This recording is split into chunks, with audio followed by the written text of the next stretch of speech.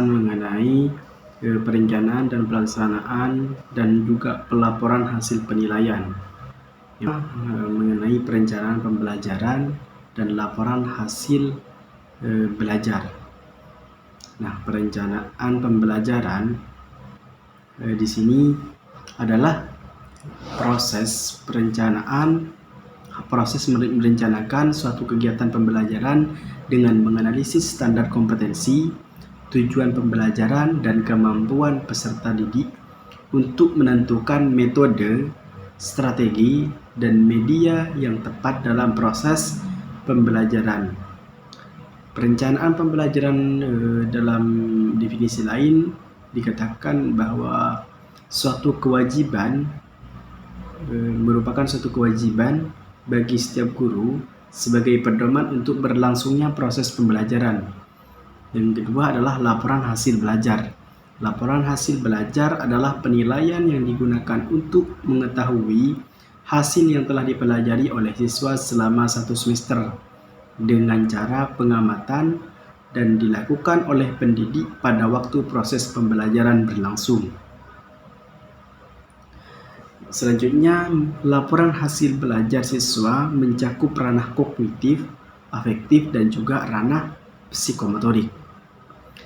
Yang selanjutnya mengenai penilaian dan evaluasi hasil pembelajaran.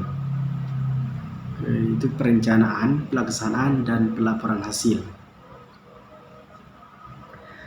Mengenai pengertian penilaian adalah proses sistematis meliputi pengumpulan informasi atau angka atau deskripsi verbal, analisis, dan interpretasi untuk mengambil keputusan. Sedangkan pendidikan adalah proses pengumpulan dan pengolahan informasi untuk menentukan pencapaian hasil belajar peserta didik. Untuk itu, diperlukan data sebagai informasi yang diandalkan sebagai dasar pengambilan keputusan itu sendiri. Dalam hal ini, keputusan berhubungan dengan sudah atau belum berhasilnya peserta didik dalam mencapai suatu kompetensi atau pemahaman yang telah diberikan. Kemudian yang kedua mengenai prinsip penilaian dalam melaksanakan penilaian. Dalam melaksanakan penilaian, haruslah mempertimbangkan prinsip-prinsip sebagai berikut. Yang pertama adalah memandang penilaian dan kegiatan pembelajaran secara terpadu.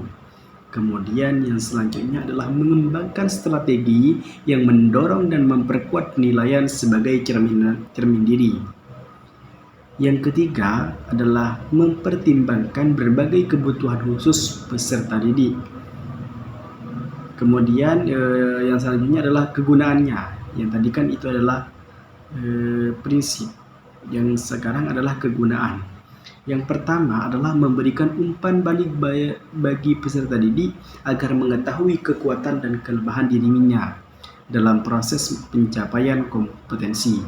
Kemudian kegunaan yang kedua adalah memantau kemajuan dan mendiagnosis kesulitan belajar yang dialami peserta didik sehingga dapat dilakukan pengayaan dan remedial.